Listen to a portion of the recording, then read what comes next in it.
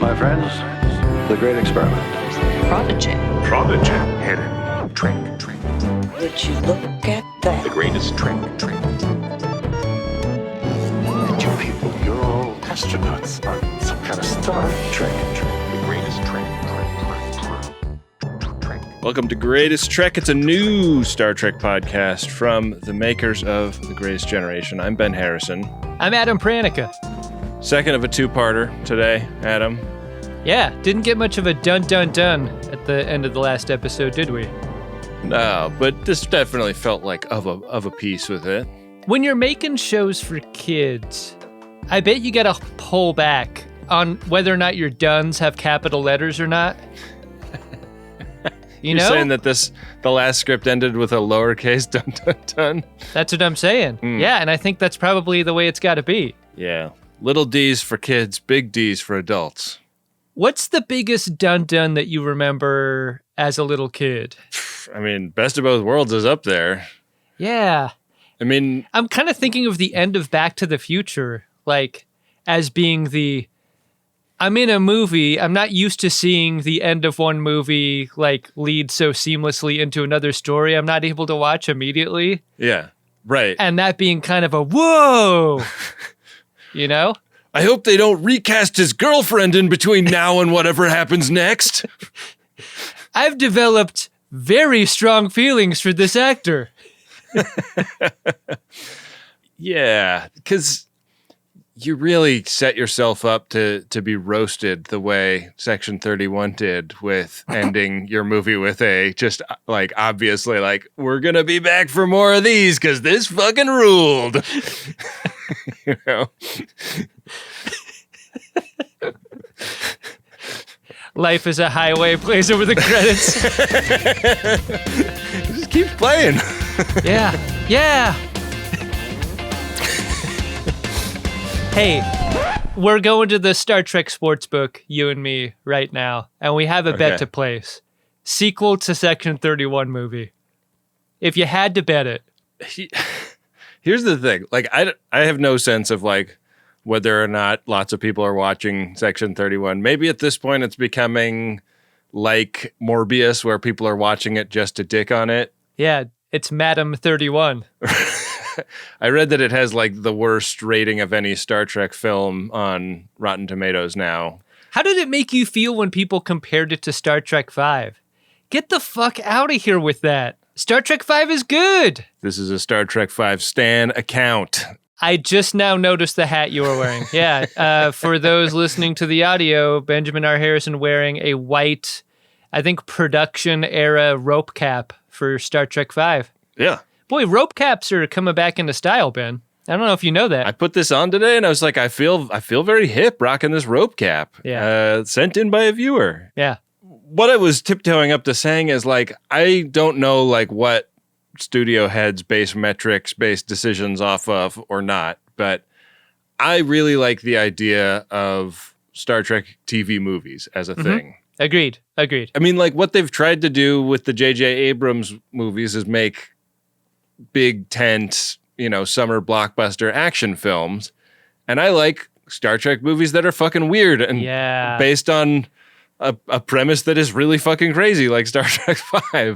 So, and you can get weirder on TV now than you ever could in a movie theater. Exactly. So take the idea of short treks, reboot it as long treks, give us these TV movies. Just don't try to be a summer blockbuster the way Section 31 did, and I think you've got a recipe for success. It's a good thing we have a recording of you saying that, Ben, because I think we could send that right to Paramount and cut to them throwing it directly into the garbage. Because I think that's a great pitch. They've got one of those paper shredders that it does it long ways and crosshatch at the same time. It's got the credit card setting, except it's for an entire computer, and the person who receives your message just dumps their entire computer into the shredder.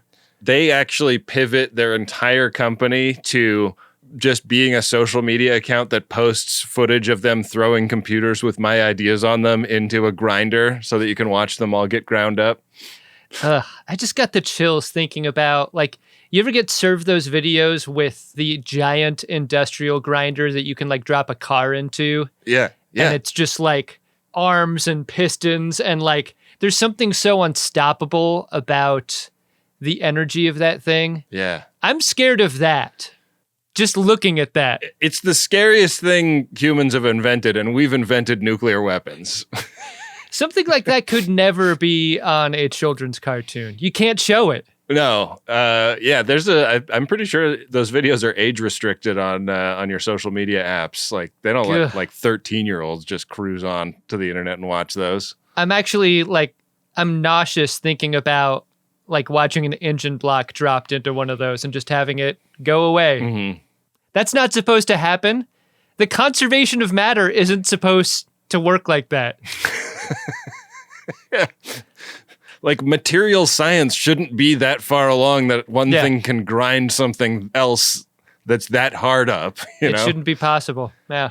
I feel like those videos are scandalous enough that like I've already like thought about like what if I, at some point Daron is going to be old enough and he'll find, content on the internet that I would consider to be adult.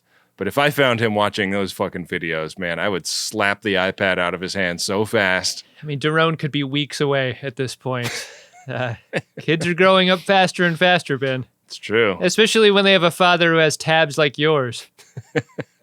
Watch your tabs, Ben. Well, we meet a younger version of somebody else's father in today's episode of Star Trek Prodigy. Adam, do you want to get into this? Can't wait, Ben. It's Star Trek Prodigy Season 2, Episode 2, Into the Breach, Part 2. You know the greatest danger facing us is an irrational fear of the unknown. Huge unknown. On my mark, go fast. So we catch up with Progeny. She's on her way to Solum to do this diplomatic mission that only she can do because she's the only Vanakot with any Federation affiliation. And it seems like she's been in space for a long time, but it's just her and an Uber driver. I don't think we've named your daughter on the show yet. Do you think Progeny works? Progeny's pretty good. Progeny and Daron? Yeah.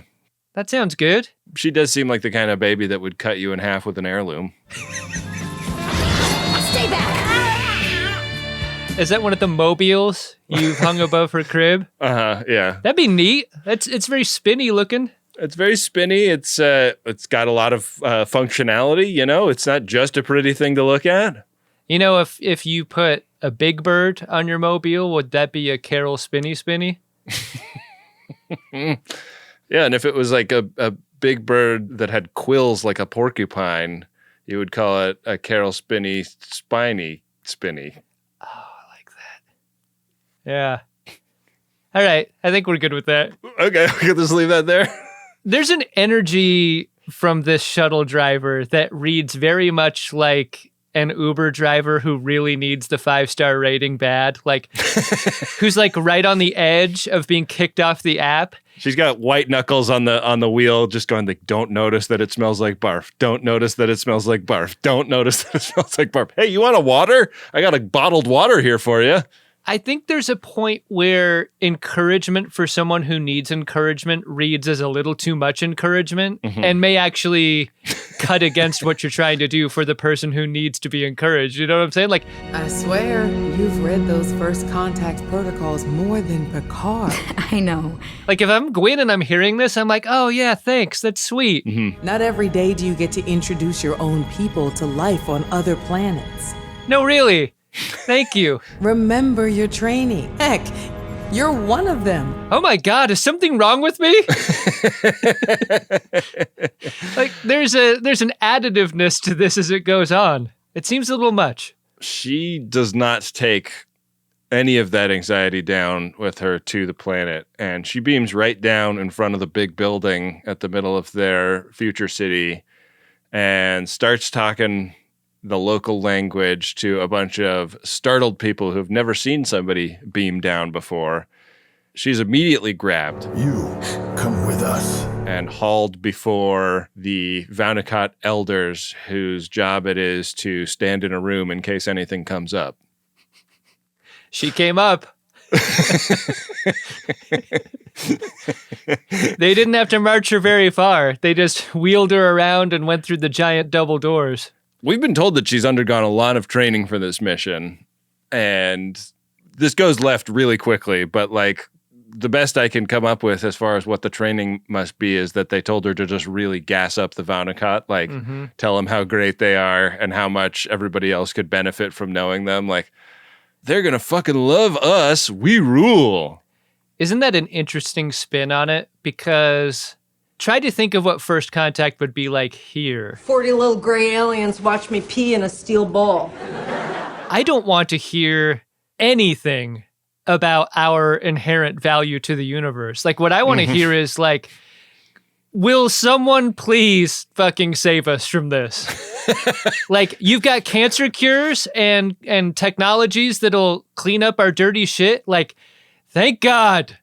Like, get them over here and we'll work out the terms of how we'll pay you back later. Yeah. But like, please. Dude, if the aliens come down and tell us that the rest of the universe is going to be really thrilled to meet us given how great we are, the rest of the universe sounds real fucked up by that comparison, and I think maybe we don't want to meet them. And that's what makes this circumstance so interesting, is that that's the appeal that Gwyn makes to these people. She begins with, y'all are great, and everyone's going to love you once I bring you to the party. Asencia has already poisoned the minds of the elders against this appeal. Surprise, Asencia is here, and she has receipts. She's got the hologram showing what their beautiful city will look like post First Contact. Projected from a dreadnought. Yeah, who's back. Mm-hmm.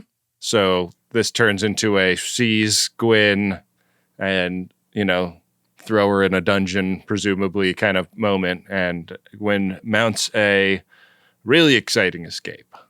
Part of this scene that's super important is that Asencia's point is, this is an imposter. This isn't even a Vanukat. Like, whatever this thing is straight trash. Unlike me, who is real, and I can prove it. And she proves it by putting on display herself. Yeah. From the past. Who's like up there on the stage with the other elders? Like, that's pretty compelling proof when you can point up to the stage and it's you. Like, all right. Yeah. ID checks out. Yeah. Gwyn doesn't have one of those, does she? Asencia is totally rittering around in this scene. It's not that the dreadnoughts are red or white. It's right and wrong. The world is great, Jack. Gwyn jumps out a window and flees to the Sunken Bazaar, which is also a term many people use to refer to my spirit. I love, like, the people watching this saw that in one take. Look, everyone knows the podcast awards are kind of shady, kind of purchased by the winners. I don't think that should surprise anyone. Ben, I think you're deserving of an acting award for what you just did there. Thank you. Just incredible work. I already have my Webby, so I'm going to have to hope that like the Golden Globes opens up podcasting for, speaking of sort of cooked award shows, the Webbies and the Golden Globes. Yeah. Would you call this a step down bazaar? Sure. She has stepped down into it and is sneaking around trying to get away from these helmeted guards that are looking for her. She only has a little postage stamp view of the evening sky, but she gets a shot of the shuttle that brought her here exploding in orbit. Yeah. So lucky she didn't get the emergency beam out, I guess. That's a great point. You know what's sad is, like, you look down at Gwyn's cell phone and she hadn't left the rating and the tip yet. And like, clean shuttle, nice driver, right? Super efficient driving. Yeah. Wasn't able to leave a review. Looking at the phone, she's getting ready to tap the send button on the review, but a tear falls from her eyes and hits the little X and it's all deleted. So sad. She gets ready to hit 20%. She looks up in the sky. The shuttle explodes. 18%.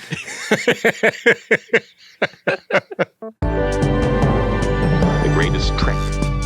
So Voyager arrives at the hole, and it's just Janeway and her like secret mission gang up on the bridge doing this project. And the probe doesn't get telemetry back to them after a little while. And we cut to a hallway where the prodigies are marching around, like talking their shit so fucking loud, just talking about all the secrets going on the ship in a way that Vulcan lady from Nova Squadron overhears. Yeah, it's not eavesdropping when it's at this volume, right? No. This is overheard in New York. You are free to call this into your favorite podcast. So they kind of brush the Vulcan lady off and go to another access point for Jeffrey's tubes, where Dal announced that he's going to go figure out what's going on, and climbs into a Jeffrey's tube and listens into the bridge while this giant orb appears next to the space hole and is kind of like cryptically telling them not to go in. Cryptic in that it sounds like a crypt keeper style of voice, but I think it's fairly emphatic about what it wants Voyager to do. Don't go in. It'll ruin everything, is kind of the message. All will be lost, I think this thing says. And it's not a ship, and it's not a thing that's alive. They say that on the bridge after scanning it. This thing just kind of blurps in and then blurps out fairly quickly. And that's when Dal falls from the ceiling into the bridge. He gets escorted out. He did hear all of this. He also reveals that he knows about Shuttle Bay 3 as he's being kicked out, which seems like that's what kind of changes Janeway's thinking about what to do about the Dal situation. Right. She puts Mark on it. Oh, hi, Mark. And Dr. Mark blurps into the corridor and is like, oh boy, Janeway wants to talk to you in the lounge. You better get your butts over there. You're in big trouble. Speaking of big trouble, Gwyn is now sneaking around the barrio on Solum, and she finds that her forehead has started to do a little bit of glowing. You know, while evading a few guards here and there, she finds the building that her daddy lives in. Diviner HQ, I guess. I bet he's not the Diviner yet. No. That's a title you're like given at some point, right? Right. This is the present day version of her father, and maybe the worst thing a reclusive astronomer can ever experience in their shop is a girl showing up claiming to be their daughter. Like, can you imagine? This guy's just an old single tinkerer just doing his tinkering business. Perfectly happy. Yeah. Until Gwyn shows up. Oh no. Is your name Iltheron? Who are you? I'm your daughter. This isn't resolved in this scene. Yeah. We cut back up to Voyager A, where Janeway gives the Prodigiers real tongue lashing. She wants to know how they know about Shuttle Bay 3, but they don't know much. And what's great about this scene is, like, the kids have very little to go on, and Janeway just fills in all of their blanks for them. Yeah. There was a chip that was recovered from the protostar that contained this video footage, and she puts it into the TV VCR combo, and they watch it together. And this is proof of life of Chakotay skulking around with a Birdman, and he's 52 years in the future in this scene. Is this a Cloacan, this Birdman? I'm not used to seeing a Cloacan with so many clothes on. Yeah, it's very strange. The video ends, and the kids are like, should you have showed us that? That felt like really intimate between you and Chakotay toward the end there. And Janeway's like kind of blushing and like moving papers around the table. There's coffee in My number one. You see a couple of the kids write like J/C in their notebook and draw a heart around it.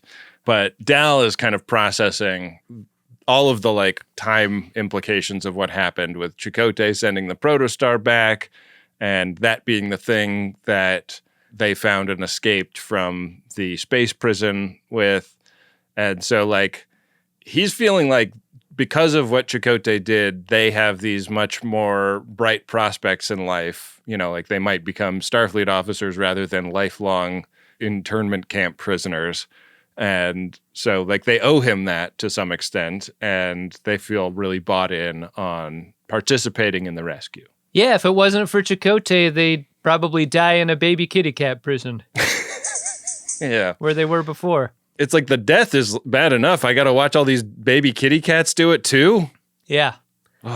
Yeah, hard to know which is worse. So the plan is this. They got to wait 41 hours because there's simultaneity involved in their plan, right? They got to send the cloak ship in Shuttle Bay 3 through the hole at the same time that the protostar comes through from the other direction. They got to time this perfectly. Otherwise, there's a chance that none of this will happen. Right. Like that these kids from the future will be able to come to the past and have these great experiences at the Starfleet Montessori school, you know? Right. So they've got this ship that Janeway has specially kitted out with temporal shielding, which insulates it from paradoxes. And she's like, so, you know, like we actually have a chance of doing this. I just need the group of yous to keep all this mum while we work on this project. Can I trust you? Maybe the most absurd leap of faith anyone's ever taken on any Star Trek show. Will these kids keep a secret? I wonder. So Gwyn is hanging out with her dad's younger self, and she has caught him up on kind of the story that got her to here. And he's like, yeah, but like, what can you do to prove that you are who you claim you are? And she whips out that heirloom. It's just like his heirloom. It's the same heirloom. Yeah, that they're identical, I think, says a lot. The proof helps Dad realize that, yeah, this is his daughter, and of course he's going to help her. I mean, what is he, like some sort of terrible father in the future? It's complicated. Great poker face, Gwyn. Hey, here's a tip for Gwyn. They probably didn't drill her on this part when they prepped her for first contact. But when anyone asks you a question you're uncomfortable with answering, turning away completely from the question asker answers the question, actually. Yeah. We need to score a lot of Latin fast. Licensed businessman. This ship and her history will shortly become the care of another crew. They will continue the voyage as we have begun. The greatest trick. A dreadnought appears, Ben, and he's white. Uh-oh. Yeah, they've gone to this library, and Gwyn almost chops what then she finds out is just the librarian's head off. Yeah. They're here for answers, kind of vaguely, but what they find in the archives is some inspiration to have her participate in this ritual that will prove that she is one of the Vau-N'Akat, and it's a very dangerous ritual that has potentially lethal consequences if you fail. But if she succeeds, nobody will be able to deny that she is who she claims to be. That the ritual is called Valura, and it is described as something deadly. Sure did make me think of Indiana Jones and the Temple of Doom, right? Valura. Valura! Num num shiva! She pulls her heirloom out of that white orb, and there's a still beating heart on the end of it. What? Why was that in there? Fun direction to go. That's how you get the capital D's and the Duns, Ben. Those are capital D's. Another capital D is walking around the Voyager A, running his fucking mouth in the corridor again after being begged by Janeway not to talk about this shit. And that Vulcan lady, Majel, again overhears all of this key information about secret mission in Shuttle Bay 3. And they have to race her to the Shuttle Bay because she is trying to get Nova Squadron to like go figure out what the fuck is going on. We get a fun like race through the back alleys of the ship sequence. This was a reminder to me when Zero tries to persuade her not to tattle, like that there is a multiplier involved when a Vulcan is near another telepath. I was trying to think of if I'd ever heard that before. I mean, I don't know where I've heard this before, but as soon as it was said, I was like, oh, yeah. But I think... Yeah. I mean, that was a moment that gave me pause. I couldn't quite put my finger on where we've heard this before, but it's said in such a way that, like, it's kind of a, of course, kind of way that it's put. Yeah. The thing about Majel is that I'm not sure we've seen a hairstyle as severe as this ever. Oof. Like, when you talk about severe, she's got, like, sideburn daggers. Yeah. They're like tusks. Lethal sideburns. She also clearly was in a very symmetrical car accident as a kid because she's got that white patch in her hair. Yeah. She was the baby from the Lightning Crashes video. The angel opens her eyes. So does a cetacean when Jankum-Pog opens up the wrong door. That's fun. Yeah, we get to see a cetacean finally. It's weird to see a non-horny cetacean. Yeah. In an animated context. Yeah. That kind of sounded like the category in an award show, Ben. I didn't mean to put it that way. And the award for best non-sexualized cetacean in an animated series goes to this cetacean. Yeah. We thought a lot when we were doing our Star Trek 4 tour about cutting together a little reel of footage of humpback whales with their penises out, because it is really a majestic sight, and we decided against it. I decided against it. I think you were very into it. Well, it's not like I didn't repurpose those clips for other uses. It's weird how you already had the clips. You didn't even have to go looking.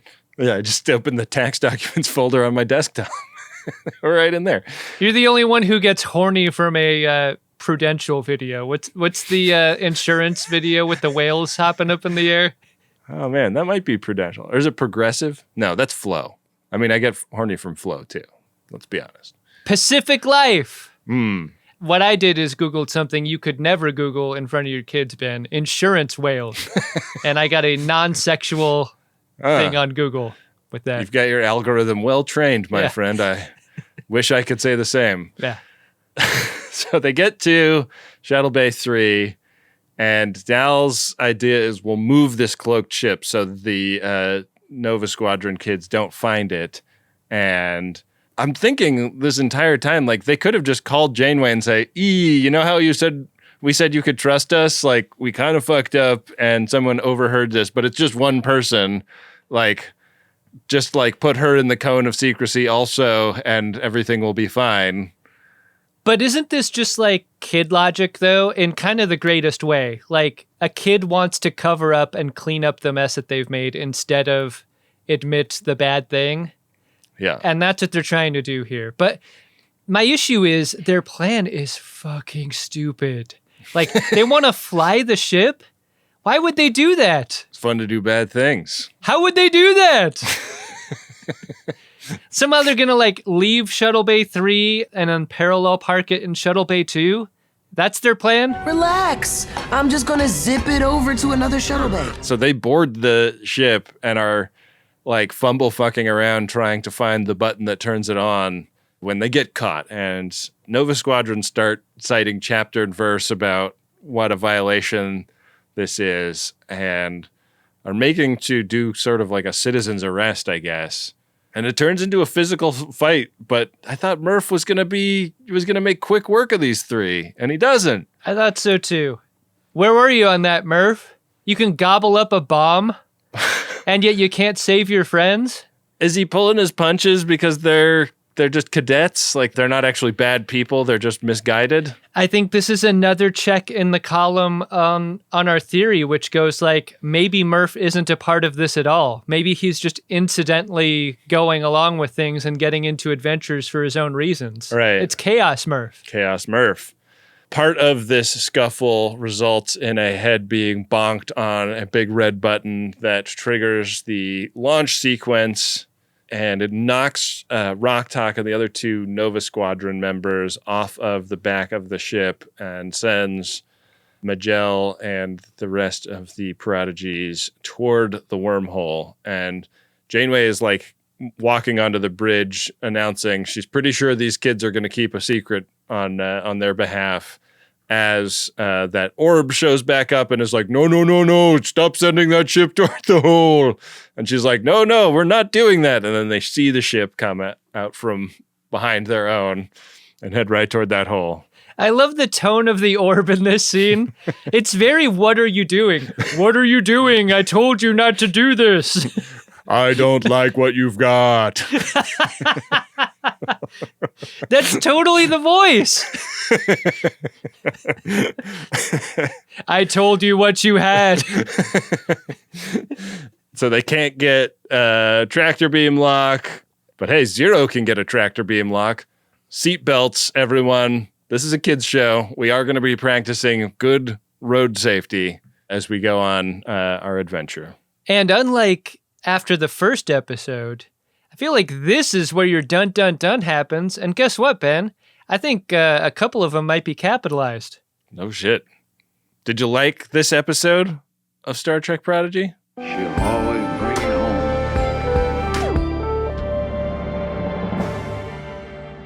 I think I did. I think I really did. I'm back in. Yeah? I like what's going on here. I like, here's what I like most about it. We're splitting the kids back off again from the adults so they can have their kid adventure. Right. And I think that's important because it adds adventure potential to what they do in any given moment. I mean, say what you will about the first episode and 3/4. Like, the kids were kind of fenced in. Right. In terms of what they were allowed to do or interested in doing. But now, with so many of them away, the universe is wide open. So what I don't like is pissing off that orb. Mm-hmm. I kind of believe the orb, I have to tell you. Like, I don't think the orb shows up and lies. I think what it says is the truth, and they have the potential to destroy everything. So I didn't get any sense that orb might be Chakotay trying to communicate with them through some strange alien technology. Like, it wasn't like referring to Janeway as Catherine or anything like that. You know what, Ben? I did watch this on the biggest TV that we have in our home, and so I played back this scene. Like, the moment the Infinity ship leaves and heads toward the hole and the orb appears again, I punched in on the orb, like a corner of the orb, and the orb had a little hand holding a pencil. So I actually think that theory holds. I think that might be Chakotay. And the pencil snaps the second the ship enters the event horizon of the anomaly. Yeah. Wow. I didn't see that. It could only be Chakotay. I don't think my TV is high res enough. Yeah, I've got one of those TVs that you can hit enhance on the remote, and it just punches right in. You got the Decker edition. Yeah. I like it. What about you, Ben? Yeah, I like this one a lot. I mean, I agree with you. Like, I think that the kids make like dumb choices and mistakes all the way through it, but they all feel like really motivated as kid choices and kid mistakes. Yeah. And like their whole vibe this season so far has been very like kid vibe. Like, why doesn't everybody like treat us like we're the center of the thing when we're getting invited by this admiral on this secret mission? Like, she should have told us every little thing about this. We should be read in on everything an admiral has access to. Is a very kid way of thinking. A very like, outrage at summer camp way of thinking. And so I'm liking that is kind of like propelling them into another bout of hot water, and I can't wait to see what happens next week. Yeah, me too. Well, we're going to see what happens right now when we go into the Priority 1 message inbox, Ben. I won't appear right next to you and say, do not open the P1 messages. You'll ruin everything. Priority 1 message from Starfleet coming in on secured channel.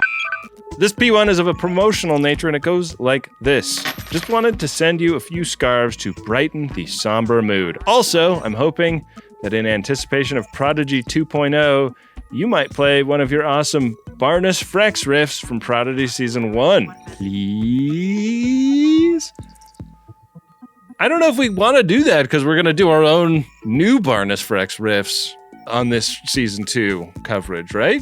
Yeah, I like that Kevin put a quarter into the juke to play the thing, but now that we're back into Prodigy, that's going to happen every episode. Yeah. Hey, here's what I'll tell you, Kevin.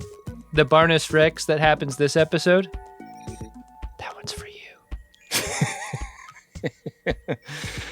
Thanks, Kevin. And thank you for sharing in the embarrassment.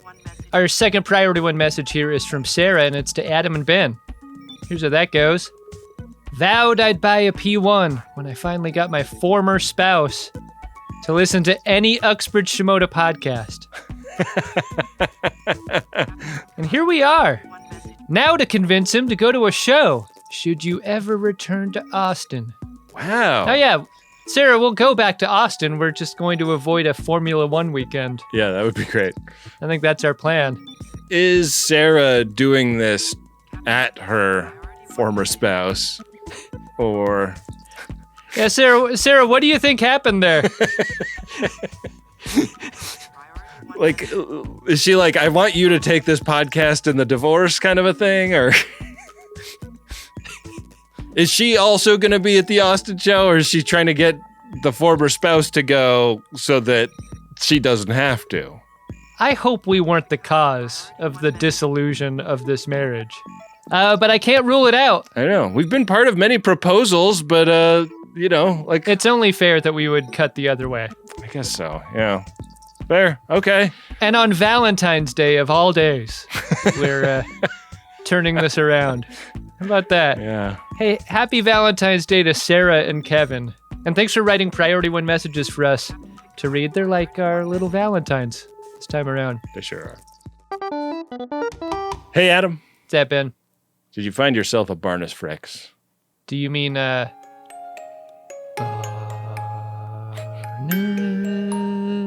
Fricks? Barnus Fricks. Barnus Fricks. Barnus Fricks. Barnus Fricks.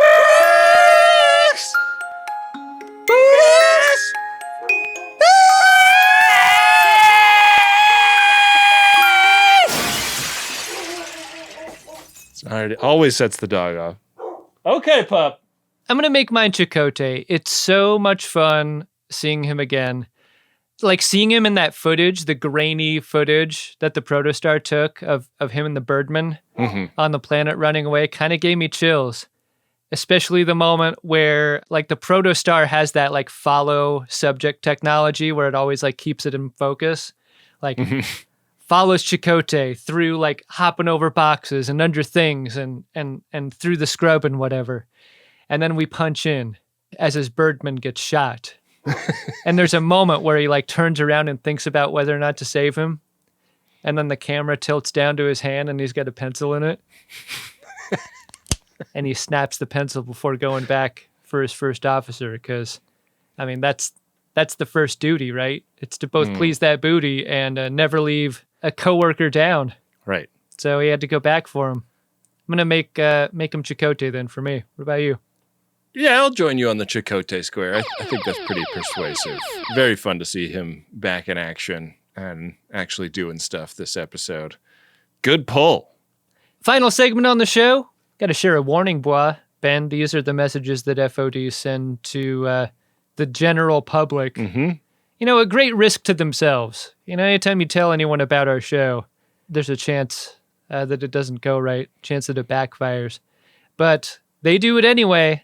They know the importance of growing the audience of this show, especially in one specific area, the type of person that would like what we do, while also keeping away the type of person that would hate it.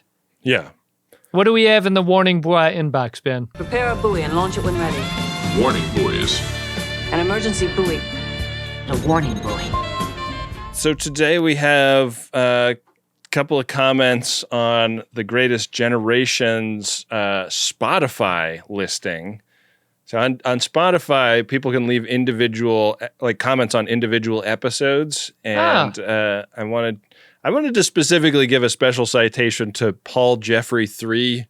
I guess that's Paul Jeffrey III, who I think could leaves... be Paul Jeffrey Ill.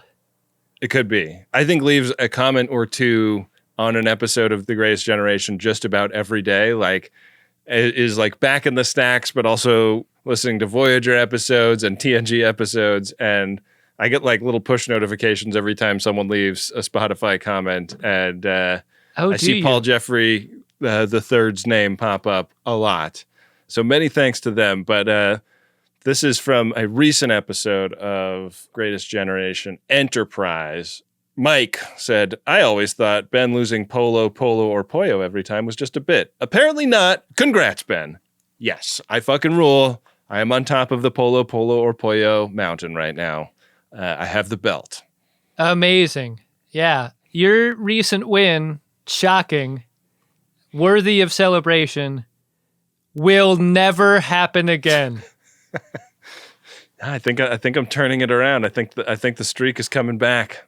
I just cannot believe you have notifications on for comments on Spotify. What an absolute psycho you are. Like, I can just imagine, like, you, the one of us who needs the most sleep, who needs it not broken up by some bullshit. I can just imagine you turning over, looking at your phone at like 3:20 in the morning. Oh, great. Paul Jeffrey 3 says, good app, the alien has some amazing makeup on. Okay, I did need to know that. Thanks for leaving a comment on the Spotify. That's got to help, right? Like, comments on things, good for the algo. I'm sure that it is good for the algo. I don't really know anything about the way podcasting works on Spotify, but we're on there. And if that's how you choose to listen to your podcasts, I hope you choose to leave a nice comment, especially on Greatest Trek, you know? Wake Ben up. No matter what time of day or night it is, leave a comment on the Spotify. I'm going to see it. And you might hear your words coming out of our mouths on the Warning Pause segment of the show. Yeah. Okay, we're going to leave this episode in Wynde's capable hands from here. Thanks for listening to another episode of Greatest Trek. That was big fun. Looking forward to next week. Yeah, me too. Happy Valentine's. Yeah, go smooch on someone. Bye-bye. Greatest Trek is an Uxbridge Shimoda podcast on the Maximum Fun Network. It's hosted by Ben Harrison and Adam Pranica, and it's produced and edited by Wynde Priddy. Ben and Adam will be back next week with a review of Star Trek Prodigy Season 2, Episode 3. It's called Who Saves the Saviors? Traveling through the time rift, Dal and the crew search for Chakotay on Solum, and with the support of her father, Gwyn challenges Asencia. As always, we want to say thank you to all of the Max Fun members who support this show with a monthly gift. If you would like to join them, you can set up a membership at MaximumFun.org/join, and you'll get instant access to a ton of great bonus content. Thank you to Nick Dittmore, who created the show art, and Adam Ragusia, who composed the theme music. Thanks to Rob Adler and Bill Tilley for their work on the @GreatestTrek social media pages. Follow those accounts and use the hashtag #GreatestTrek when you post about the show online. We're also on YouTube, so make sure you're subscribed over there, and merch is available at podshop.biz. Thanks for listening. We'll see you next week on Greatest Trek.